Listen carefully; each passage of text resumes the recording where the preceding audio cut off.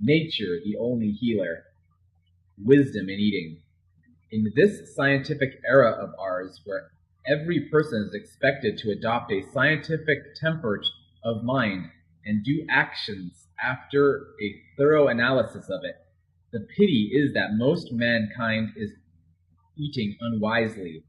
In the books of nutrition adorning the shelves of all public libraries, sample data are there on nutrition elements in natural food made available to man through the plant kingdom. But the pity of pities is that no food is taken in its natural form today.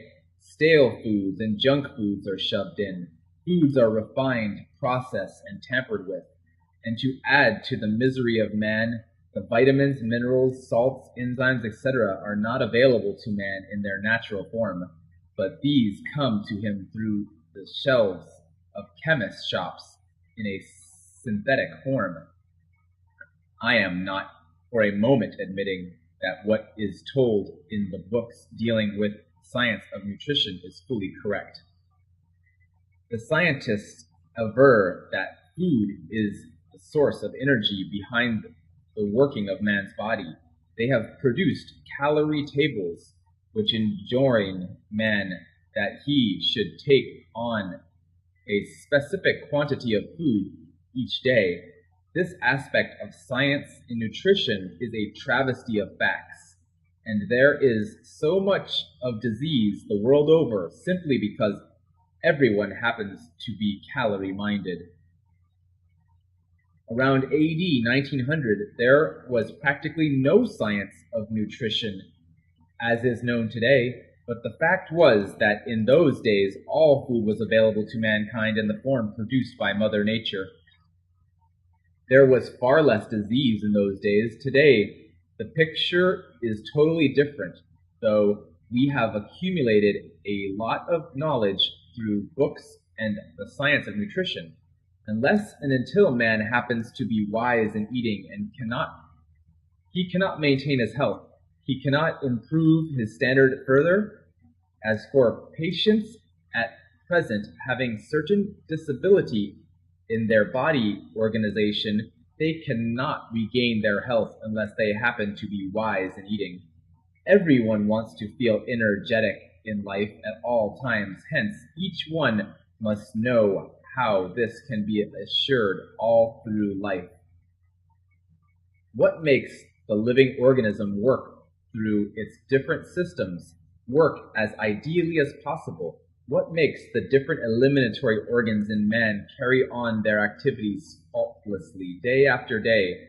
It is the life power termed prana shakti. In the Indian philosophy, every health seeker must clearly recognize that this prana shakti is how not to spend it wrongly in his various actions, physical and mental, and how to ensure health and longevity through the observance of the principle of vital economy. Let me at this stage list all the points of the essential for nutrition, the observance of which constitute wisdom in eating. The threefold classification of food. To ensure him to know clearly which foods are health-promoting, health-restoring, each person should know the threefold classification of food: primary or positive food, secondary or negative food, and denatured or devitalized food. The third category is not actually deemed as natural foods, but a mention of it has been made here, as the market shelves are full of these, and these are advertised through the mass media as energizing foods. The gullible ones are easily taken away by the alluring advertisements. Many of these happen to have within them synthetic flavors and synthetic colors. Many of them have chemical preservatives to enable them to have a long shelf life. Many of them have additives in them. These are the vital points which are kept away from public gaze. Every natural food that has been tampered with while processing, manufacturing, or refining is unfit for human consumption, as none of these can have any real health value whatever. These may stimulate man's taste buds and make him an addict to them, but no positive health may be derived from any of these. All manufactured food, all processed foods, all synthetic foods, all synthetic food products, all tinned or bottled and packed foods, all fast food, all refined foods come under the third category, and the health seeker is advised to keep away from these in his own interests. Primary foods are positive foods. All vegetables and fruits of the concerned season and not cold storage ones come under this category. These are called positive foods, as these have a positive health value on the human being. These are also called primary foods because from the health point of view, the intake of these foods assumes primary importance. Vegetables are subdivided into these three categories: leafy vegetables, non-leafy green vegetables, and root vegetables. The non-starchy ones like carrots, radish, beetroot being of a slightly superior order to the extent that these can be deemed to be equal to the non-leafy green vegetables from the viewpoint of nutrition. The starchy ones like potatoes, sweet potatoes, etc. are apparently vegetables in the form, but similar to cereals. Such of these vegetables could be taken raw and uncooked are best taken in that form. Take such vegetables, cut them or grate them along the outer skin, which incidentally contains the maximum nutrients of the vegetable. Mix 2 or 3 or 4 of them in one plate, but add no salt to them. Remember that the mineral salts, which are most needed by man for health, are in these vegetables, and that these are the salts required by man. What is known as common salt available from the provision stores is not a plant product. It is not, really speaking, needed by man from the point of nutrition. The moment some of the common salt is sprayed onto the cut or grazed vegetable, the later will bleed their vital juices, will be drawn away. Nutritionally, such salted vegetables are very, very inferior. As many of the vegetables in the modern days happen to be grown of soil with chemical manures which literally rob the soil and upset the soil health, happen to have lost their natural taste. They also happen to have lost much of the normal nutrients that ought to be in these vegetables. To offset this serious deficiency, I would suggest addition of grated coconut to the raw salad. Grated raw coconut incidentally contains practically all the vitamins and mineral salts. This is very tasty, and addition of this will enrich the raw salad. Where available, fresh coriander leaves and tomato can be added to the raw vegetable. The salad prepared thus should be consumed immediately after it is got ready. The roughage in this salad, especially the roughage from the grated coconut, would ensure ease and smooth passage of food from one end of the digestive canal to the other, and this roughage should enable man to maintain his bowel health in near ideal condition so that he can be free of constipation. Let a good portion of your food be of this category. Chew it thoroughly to ensure ideal digestion. Be a vegetarian, that is, one whose daily intake of food constitutes as much as 70 to 80% of vegetables, raw and cooked combined. Mere vegetarianism is not enough, hence to be vegetarian. Where the vegetables cannot be taken raw, there can be no great harm in cooking them. Let them not be fried. Let them be steamed in a cooker, preferably a stainless steel cooker. Hence, here again, first wash the whole vegetables, then cut them or grate them with their skin and put them in the cooker without adding any salt, condiments, or spice at this stage. Let the vegetables, 2 or more, be cooked at the same time, mixed together. Be cooked in the cooker. As soon as the cooking is over, bring the cooker down, open the lid a few minutes, later, and add to such cooked vegetables fresh coriander leaves, cut tomatoes, and raw grated coconut.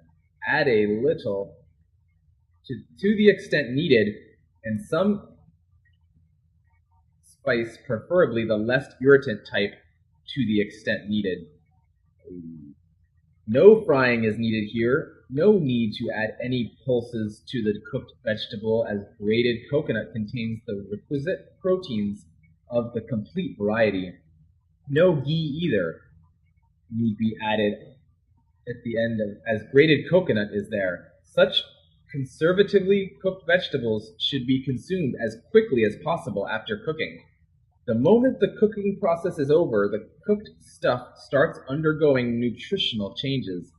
When a cooked vegetable is then taken 1 or 2 or 3 hours after cooking, much of its nutrients in it would have been lost.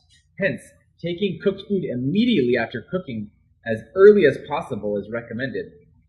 Vegetable juices as food supplements will be of great value, especially to persons suffering from chronic digestive diseases.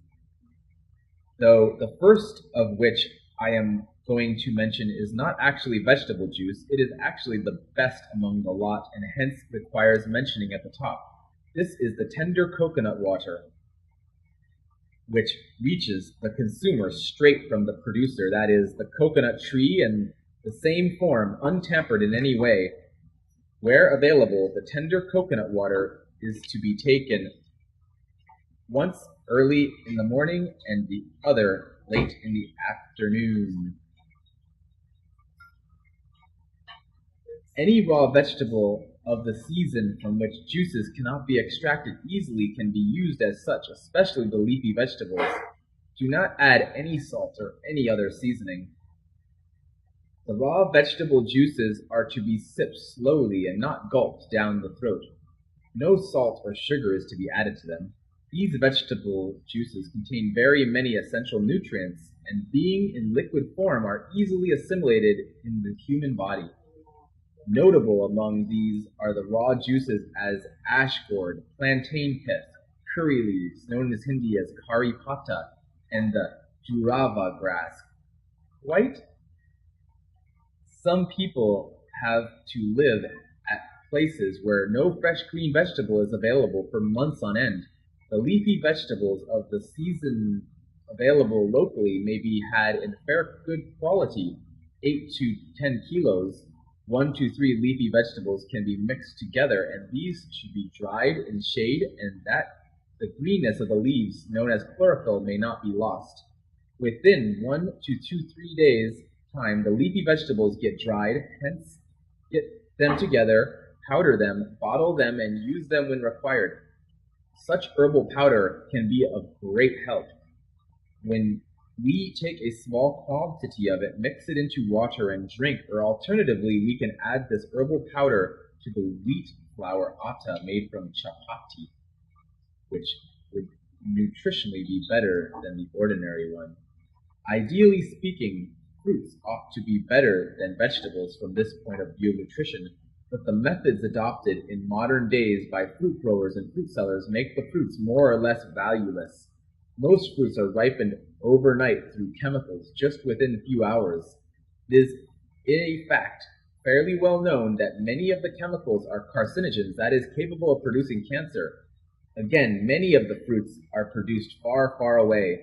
They are packed in wooden crates, insecticides and pesticides are sprayed over them, and when they reach the market located far away from the producing center for being sold locally, their health value is more on the negative side. For those who live in big cities and towns, including the adjoining villages, this sorry state of affairs is there to face. Hence, here is a caution to health seekers. Use only seasonal fruits and not cold storage ones. From among the fruits available locally, there may be a few which are not ripened overnight through chemicals, and which spraying of insecticides and pesticides may be the least or may not be there. As far as known to the writer, such fruits are guava, pears, Fruits of the melon variety, oranges, or mosabe, pineapple, as per the season. Take whatever is available to you. If anyone happens to live completely in rural surroundings, the problem mentioned here may not arise, and good fruits may be available to such persons. Where needed, prepare the fruit juices personally at home and consume them quickly. But never go in for tinned or bottled juices, as these generally contain synthetic colors, synthetic flavors, and even synthetic glucose, and also contain preservatives as well as pasteurized. Secondary or negative foods.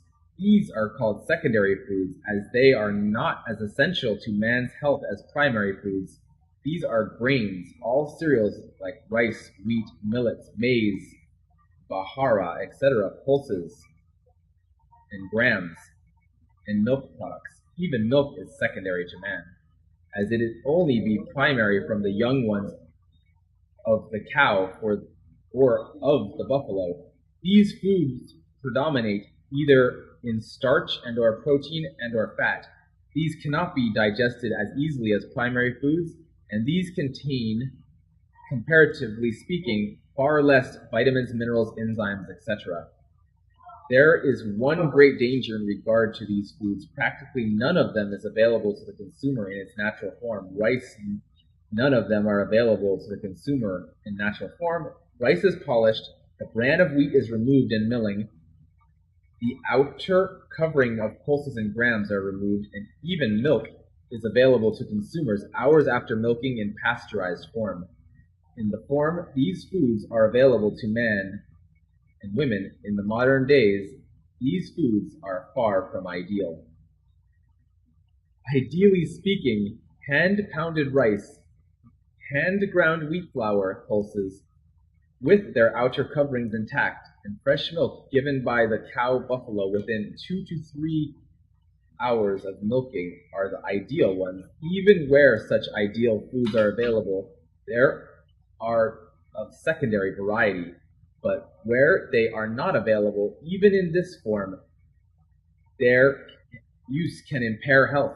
Hence, all health seekers are advised to slash down their intake of these secondary foods to the greatest extent possible. No harm will result to them if they take grated coconut along with raw steamed vegetables every day. People who can financially afford can take almond, cashew, and nut or other such nuts unsalted, unfried, but in small quantity.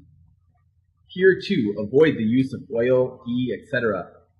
for frying in any form, as fried foods are to be deemed equally to burnt currency notes. Let the preparation of chapati rice bread be in tune with the principles of natural hygiene. Let these be consumed as small quantity as possible. While vegetables and fruits in their natural form are highly alkaline in nature, secondary foods are only neutral foods, but when the later are perverted, they turn predominantly acidic. Foods of the third variety, devitalized foods, are also predominantly acidic. Let this caution be borne in mind. Denatured or devitalized foods. A brief mention of these has been made earlier in this chapter. To the extent that man has taken any of these, he would be taxing his vitality, but he will not be able to gain any nutrition out of it. The chemicals, preservatives, etc. in most of these products are likely to harm the health of man, as these are not at all needed. I am not dealing with them in extenso here. Eat frugally and chew thoroughly. What is good for health maintenance, health restoration should clearly be understood by every health seeker. Eat frugally. Never fill the stomach more than half its capacity. Sticking to its principle would ensure proper peristaltic activity and digestion by the stomach and hence of the small intestine too. Avoid overeating. Never take more than 2 meals a day. Chew every morsel of your food thoroughly to ensure good salivary digestion. If there is good salivary digestion, gastric digestion, and intestinal digestion too would be good. Hence, chew your food thoroughly, eat slowly.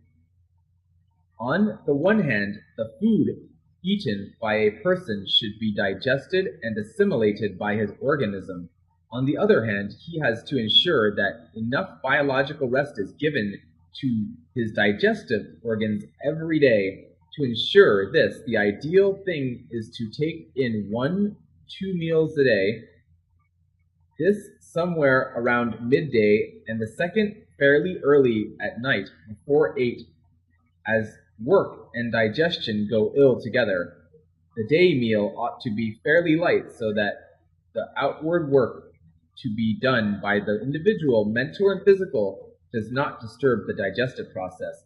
The day's work should be completed by 6 or 7 p.m. The person should go home, relax, with the satisfaction that he has done full justice to his business, based on the noble dictum of work while you work and play while you play. The person should slip into his domestic kingdom, forgetting his official worries totally. Thus, relaxing, he is expected to take his night meal moderately, with plenty of raw steamed vegetables, take a little stroll after the meal, and go to bed thereafter. Let it be remembered that no living being other than the human would work on a loaded stomach. Let not man violate this second rule. As a rule, man does not require any food early in the morning, but to pander to human weakness, one would take in some fruit juice or a little vegetable juice or some tender coconut water in the morning. Nothing more is advisable. Patients suffering from chronic and destructive diseases should scrupulously observe the no breakfast plan to obtain maximum results from the other natural hygiene applications that they may be adopting during the rest of the day. When and when not to eat. To get the maximum results from the food eaten, eat only when hungry. Eat after ensuring that you are free from the tension of any other type or emotional upset or conflict. Eat only when you are sure that you can comfortably take physical rest for at least an hour and a half after the meal. Keep the mind cheerful and happy when eating. Eat only when you are not having any painful symptoms anywhere in the body. Hence, eating is to be avoided in all acute diseases. Let each health seeker plan his daily dietary hygienically, mindful of the blaring propaganda over the mass media around that such and such food supplies energy in the human body. Let the simple truth expounded in the rare ideal of eat to live, not live to eat, be thoroughly born in the mind all the time. If only the calorie theory of food has any meaning in it, it should be capable of disproving all what is told in almost every scripture of the world, that life power, that known as prana shakti in Indian philosophy, is what is keeping all beings alive in this world. Hence, the minimum requirement of food be taken in its natural form as designed by nature, bearing in mind the principle of vital economy, where his principle is given to go by, where can be no question of the person's ability to enjoy physical and mental health. Occasional fasting. As there are several disturbing features adversely affecting man's health from outside, even the one who is carefully following the principles of natural hygiene will have to resort to occasional fasting. Fasting hygienically is the only way to ensure maintenance of health all through life. Those who, because of their unawareness of the principles of natural hygiene, are now suffering from chronic and destructive diseases should utilize the mode of fasting suited to their physical condition and recoup their health slowly, steadily, and judiciously.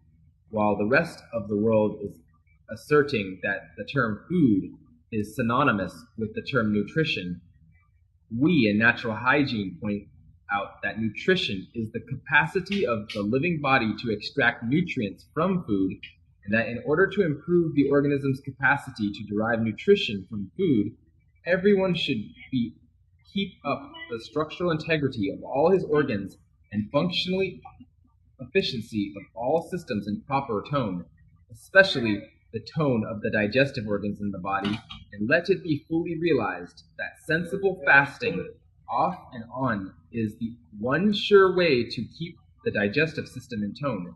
Fasting improves man's ability to digest better and assimilate nutrients properly. Anyone wanting to keep his digestion in order, and also anyone who wants to radically regain his digestive tone, should avoid the two major dietetic errors commonly committed by man in modern society: wrong modes of eating and wrong choice of food. The daily diet plan prevalent almost everywhere takes notice of neither of these errors. Even so-called books on nutrition do not pointedly draw attention to the need for reforming the diet, avoiding the twin errors referred to. No wonder indigestion in all its manifestations and constipation are more the rule than the exception in modern society. It is only natural hygiene that urges the modern man to consume foods in a manner wherein the digestive organs would not be taxed to even a small extent. Wrong modes of eating involve eating without hunger, eating hurried without chewing, eating more than twice a day, eating foods in wrong combinations, eating when one is emotionally upset, eating just before commencing one's daily work, physical or mental, eating in between work. Natural hygiene gives positive hints to health seekers on every one of these points. Wrong choice of foods. This again is a point rarely taken into consideration in modern days. There are instances indicating the wrong choice. Consuming refined, processed, manufactured, tinned, bottled, packaged foods, all of which could be designated as foodless food, as these lack the needed vital nutrients and contain synthetic vitamins, synthetic minerals, synthetic colors, synthetic flavor, preservatives, etc. in them. Taking in very little vegetables or fruit in one's daily diet and confining the so-called meal to cereal and pulses, taking in foods long after their preparation, resorting to fired foods in the assumption that these are tastier, using condiments and salt, consuming cold storage vegetables and fruit, consuming milk and milk products under the impression that one is supplying proteins, fats, etc. to the body in good quality, and this too of the pasteurized variety. Consuming eggs and flesh foods under the impression that these will strengthen the body. The 4 factors. Here are 4 vital factors that every health seeker has to bear in mind when feeding himself. The 4 factors are wholeness, sun value or freshness factor, alkalinity, and frugality. Wholeness factor. The plant kingdom produces every food product in a particular manner. Wisdom lies in taking these foods as given by the plants as whole as practicable. Vegetables and fruits lose their freshness when these come from cold storage. Only seasonal vegetables and fruits are to be consumed. These too have to be eaten with their skins on, except when it is impracticable. For most of the vital nutrients are on these skins, the layers just below their skins. Again, the vegetables and fruits are to be consumed soon after they are cut, sliced, or grated to avoid loss of nutrients through oxidation. Salt should not be sprayed over the cut vegetables or fruit, as some vital nutrients like vitamin C are lost this way. Frying vegetables results in a loss of practically all the nutrients in them. Fruits artificially ripened in just a few hours through chemicals are very harmful to health. Such fruits cannot be considered as whole or fresh.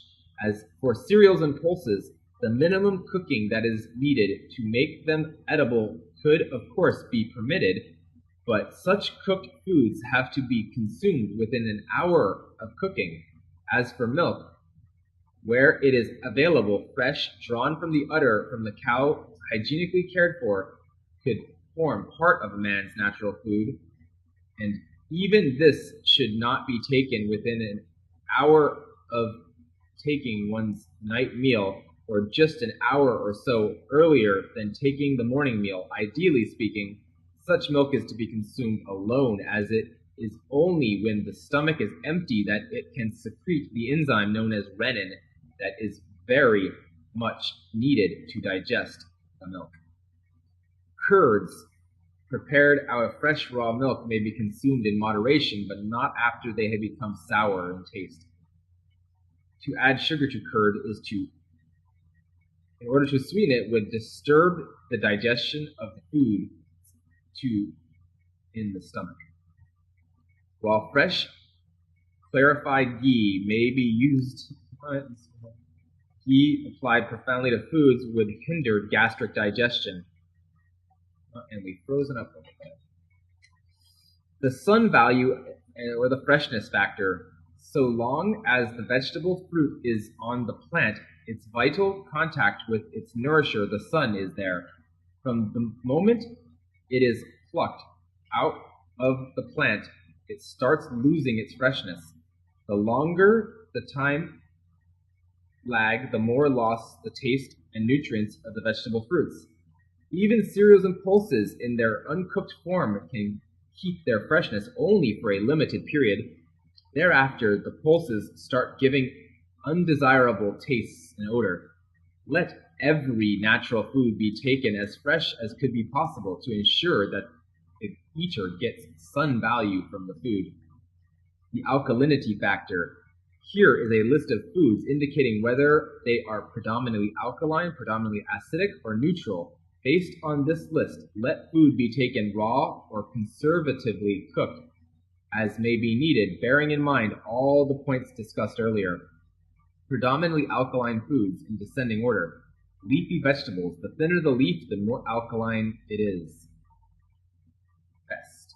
Non-leafy green vegetables. Carrots, radishes, etc. Root vegetables containing less starch. Potatoes, sweet potatoes, etc. Root vegetables containing more of starchy comparatively. Bran, the hand-ground wheat flour. Neutral foods in descending order.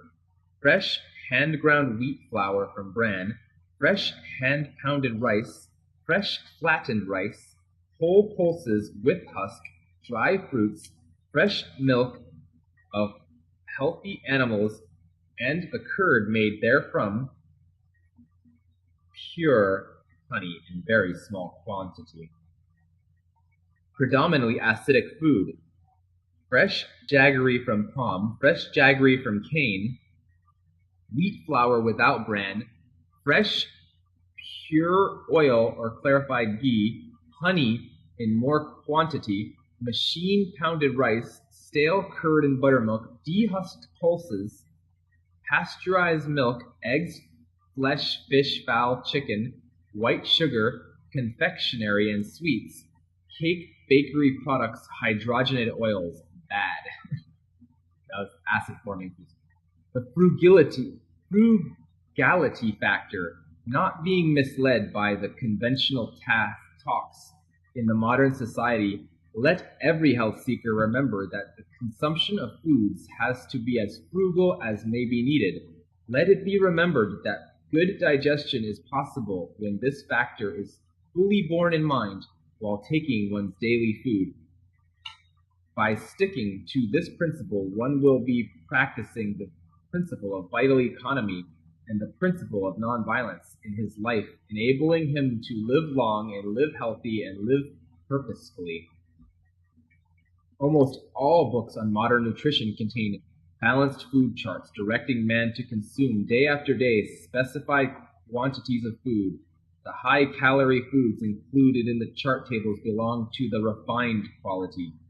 Again, no thorough thought is given to the individual limitation of the digestion of food, of which various gradations in health level. As a natural hygienist, I would dismiss what all is given in these charts as irrational. What is needed for maintenance of health, for improving one's health level progressively, as also for repairing one's health back to normalcy, is not the daily supply of so-called balanced foods, which is unbalanced in every way, but a balanced supply of all the basic needs of living in tune with the principles of vital economy, the principle of nonviolence. It is only this that could ensure maintenance of a high level of health. Let there be no diet faddism. Let the total approach be adopted by everyone all through his life for ensuring health and longevity. Let man's daily activities be all hygienically planned and gone through, but let no one be food conscious all the 24 hours of the day. Let one of man's activities in life, physical and mental, every one of man's activities in life, physical and mental, has its share either of improving his health or in reducing his health. In other words, every activity of man has its share to contribute in relation to the maintenance of his health, the improvement of his health, the recovery of his health. Hence, let the total approach be adopted by every sincere health seeker, for only this total approach can deliver the goods.